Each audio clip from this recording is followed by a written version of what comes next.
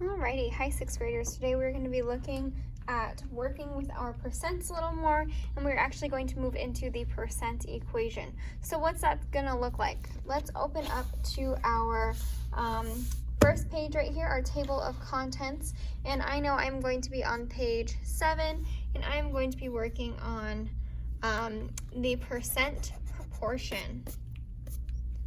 So that is the percent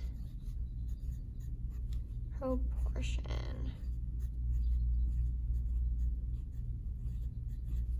All right, so if you need to pause, go ahead and pause. But we are going to move on. And again, I need to make sure that I title. How beautiful is it looking through and seeing all of these done pages of a wonderful resource for you guys. I love it. Okay, so now we are on page 7. Opening it up, and I am again going to circle my page number, and I am working on the percent proportion.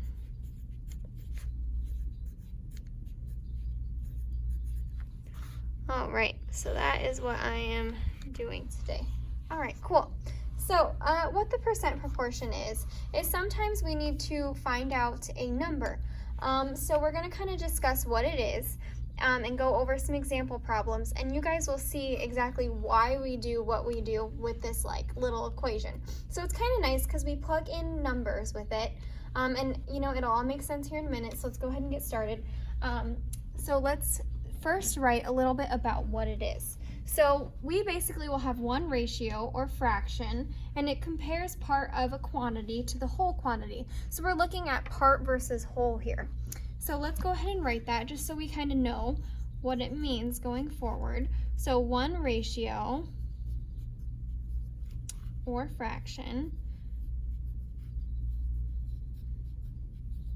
compares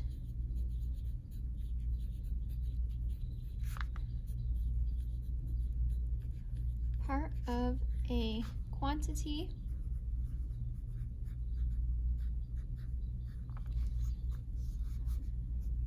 to the whole quantity. All right, and if you need to pause and write that down, go ahead and do so, because I know sometimes my hand can kind of block it. So go ahead and do that if you need to. If not, we're going to keep writing about it. So the other ratio is equivalent. That's the key word, equivalent.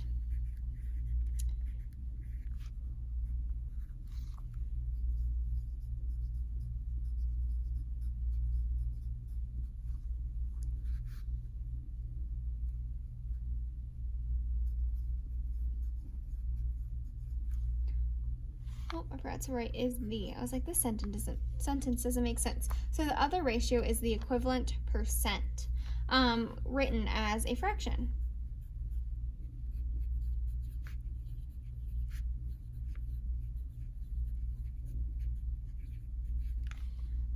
With a denominator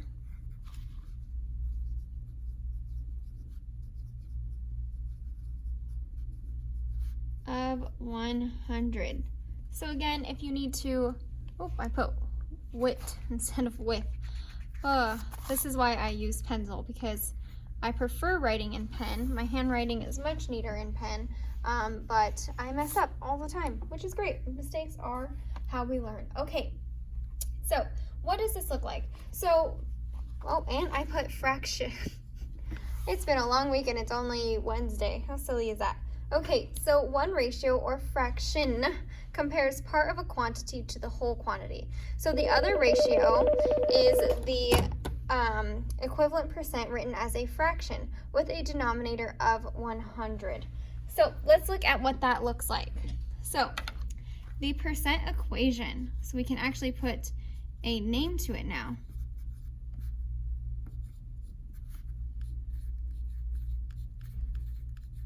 So the percent proportion, so that is our part. So remember, when it says up here, we were looking at part of a quantity and comparing it to the whole.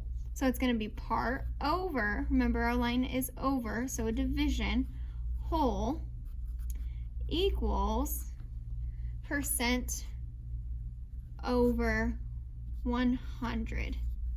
So kind of to compare this, if I asked you how many wheels, so there's 4 wheels on a car, right?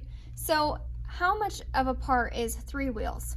So you'd put 3 wheels is our part that we're looking at over our whole of 4. So what percent is my 3 wheels in the whole car? So what percent of 3 wheels is my whole car of 4?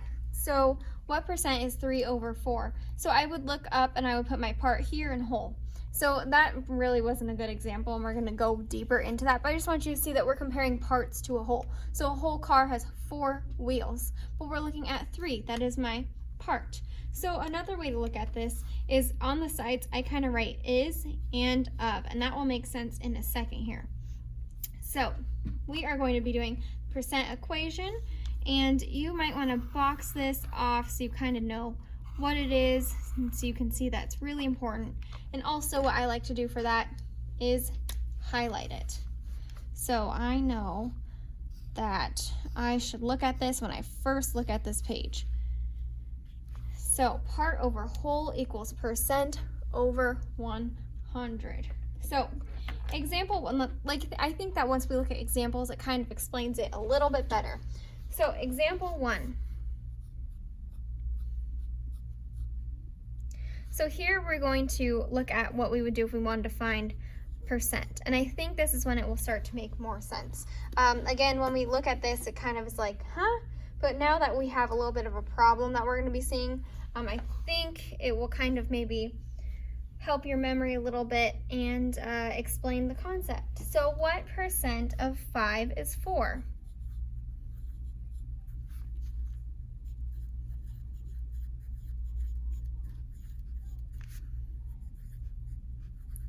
Okay, so you guys might see a problem like this in your independent portion today. So in your own practice, you might see this. So when we are looking, we are going to set up our equivalent proportion. So when it means equivalent is, if you guys remember from when you turn fractions into percents, you do a division, right? So if my numerator was, if I was looking at the fraction 1/2, the half, the bottom, is my whole, right? So out of 2, I have 1. So part is 1, whole is 2 for 1/2. And let me show you right here. So 1/2. So that's my fraction that I'm working with. And if I wanted to make that into a percent, I know automatically that 1/2 is 50%, but I would divide 1 by 2 and I would get 50%.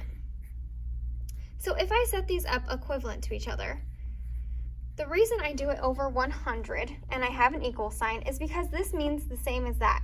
So if I have 50%, my whole percent that we work with is, we say that 1 whole percent is 100. That is your percent that you go, if you get all the problems right on the test, you have 100%. You have all of them correct. So 100% is 2, right? So you would have 2 over 2, and that's 100%. But we have 1/2, which is 50. So these are equivalent actually. So 1/2 is equal to 50 over 100. So 50% out of 100%. And if I cross multiplied, because they are equivalent, I would get that 2 times 50 is 100, and 1 times 100 is 100. So see how those are equivalent? They're the same thing. So that's how we check that. So we're basically going to be doing the opposite. So we don't have all of the information, and we're going to be finding what we need. So here we're going to look at finding the percent using our percent proportion. So I am looking at what percent of 5 is 4. Well, I am asking what percent. So do I know my percent? No, actually, that's how I know. That's what I'm looking for. And right here it says find percent, because that's what I'm working with. So I am looking for my percent. So you can represent that as P for percent if you want, or you can put it as N. Something that I think, so we don't get confused, is sometimes it's good to put it as N representing number, right? So this is your variable that you're looking for. You're trying to find the percent. So I know I always will have 100 down here, because that is my total percent. That is my 100%, always right there. That's what I'm working out of. So I'm looking at my part. So what percent of 5 is 4? So what's my whole here? Well, I see that 5 is my whole because I'm looking at what percent of 5 is 4. So I could also show that as my part is 4 out of 5. So the reason I also wrote is and of over here is because those are good indicator words. So if it says is 4, that would go on top.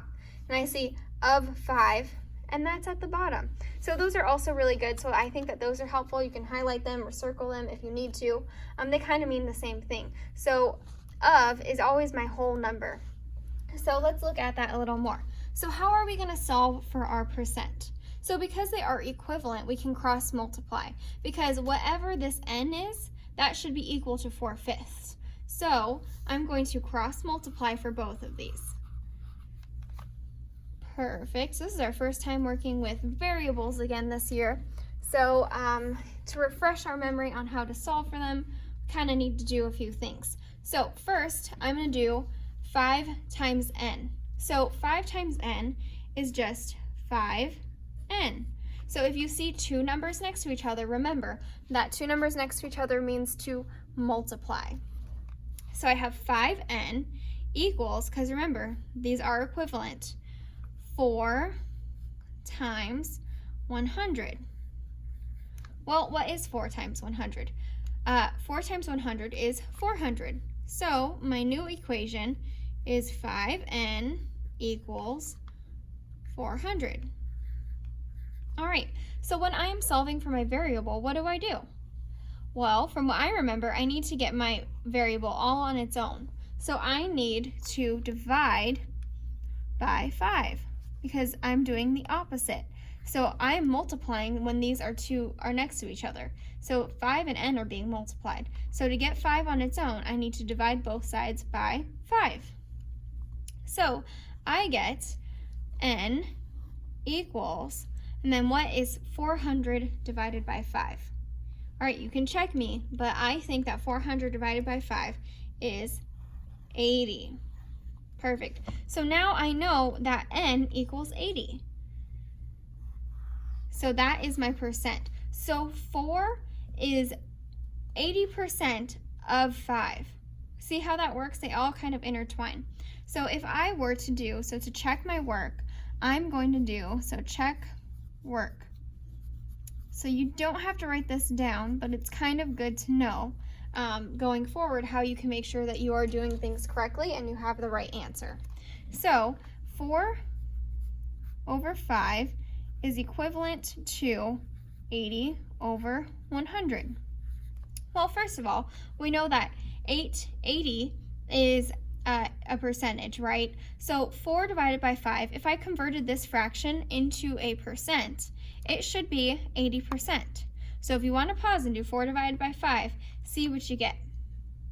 Okay, and if you do that, you do get that 4 divided by 5 is, here we are, I can actually do it over here. I did not even consider using this little side. So 4 divided by 5, okay, so I can't go into 4, so I'm going to put my 0. So 5 goes into 48 times, right? So I get 0.8, and I know there's going to be no remainder just because 5 goes evenly into 40. So 4 divided by 5 is 0.8, which when I turn that into a percent, that's 80%. Or if I cross multiply, another way to check is saying 5 times 80 is what? Okay, you can pause and do that if you need to. So 5 times 80 is 400, and 4 times 100 is 400. So when I cross multiply, they should be equivalent since these are equivalent fractions. Okay, so now I'm gonna, highlight this. Again, I'm big on looking at my paper and knowing what I need to look for when I'm trying to go through it. So I just went over finding a percent using the percent equation. So now I'm going to look at finding the part. So example 2, look at finding the part.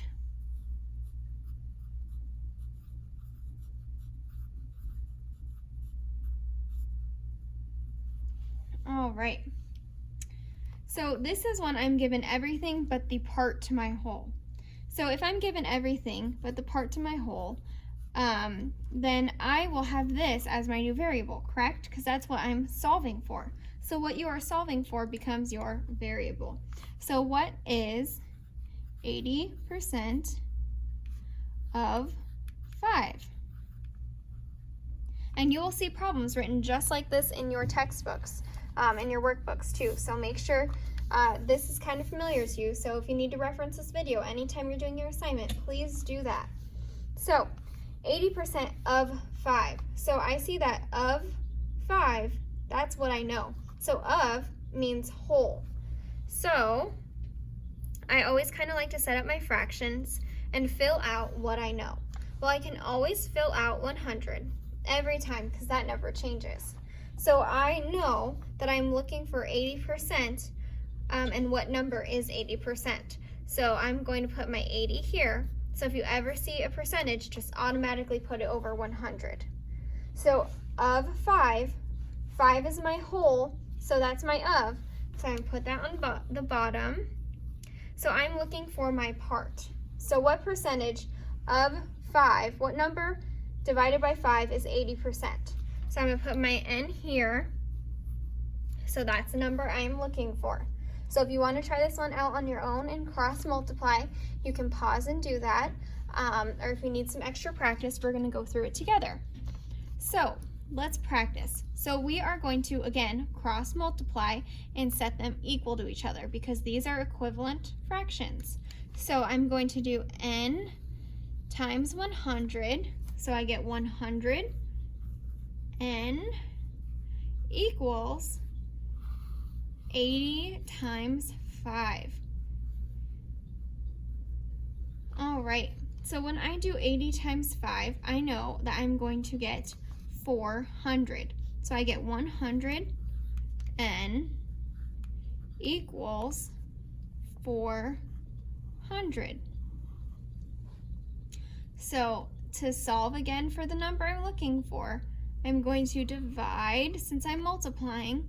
So 100n divided by 100 is going to get me n on its own. So now n is on its own.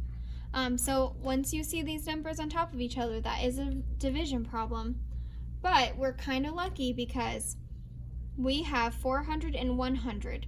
So when we see these numbers on top of each other, we can just cross them off and see that 4 divided by 1 is 4. Or if you want to check your work, you can say, how many times does 100 go into 400?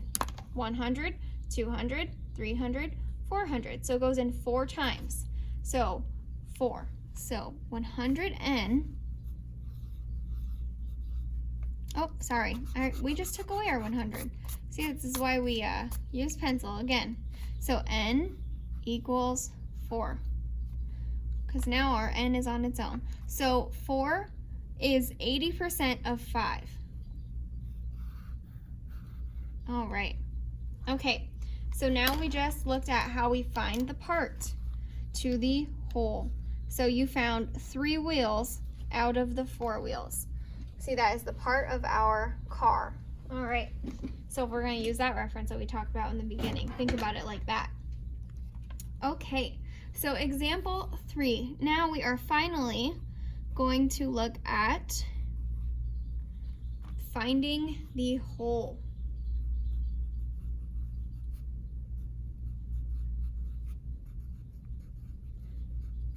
All right, so you might ask, well, why aren't we looking at finding the total, right? So 100, we will never have to find that because we know that the greatest percent is 100. So that's kind of like our go-to. We always know that we can fill out a 100, which is super awesome. So let's look at 4 is 80% of what number?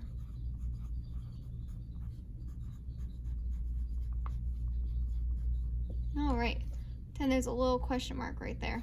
Okay, so 4 is 80% of what number? So I can fill out what I know.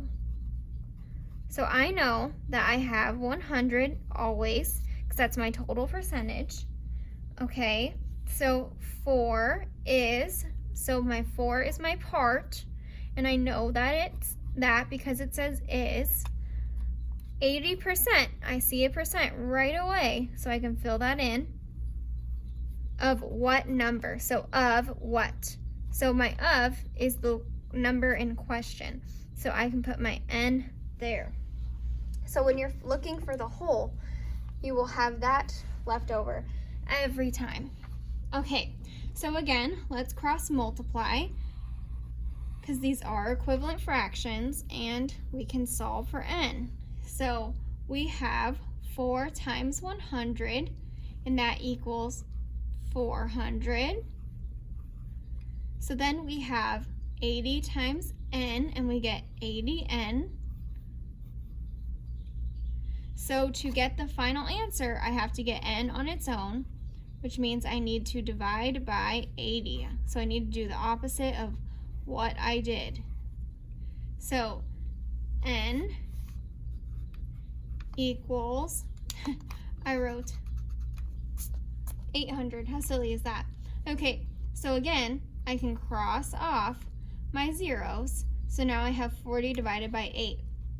Basically, I'm taking off a tens place when I do that. So 40 divided by 8 is 5.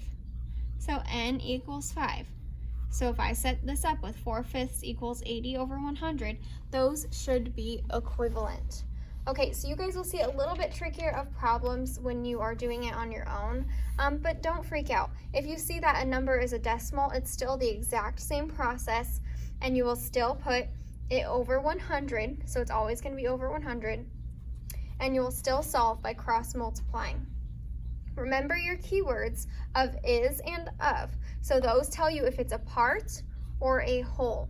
So you could also write this as is over of equals percent over 100, but I like you guys to know that it's really talking about the part to the whole relationship. So if you have any questions, if you have room left over like me, make sure you write that, or you put it on your assignment, you star something that you had a hard time with, and bring it to your group. We really want to talk to you guys about these problems, and don't just sit there and be silent about this. We want to know and work through it, because if you have a question, odds are someone else kind of had a question too, or a very similar question. So never be afraid to ask.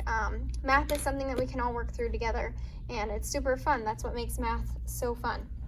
All right, so work through this on your assignment. You will find your assignment on the next slides, and it will also be in a form, so you can do the work in your math workbook and then upload it in the form so we can make sure that you are doing that. If you have any questions, bring them to tomorrow's live, and have a great day, right, 6th graders.